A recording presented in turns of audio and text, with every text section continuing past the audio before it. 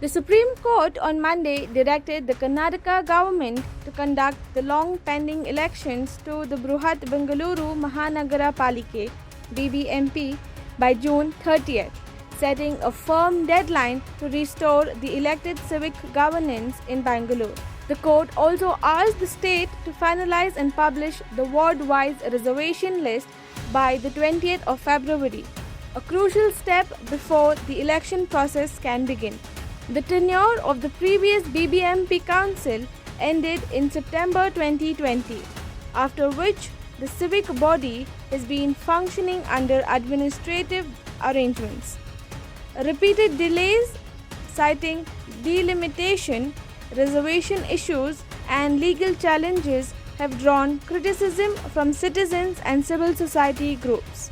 A bench headed by the Chief Justice stressed that democratic institutions cannot remain without elected representatives for extended periods. The court noted that constitutional mandates must be followed and directed authorities to act without further postponement.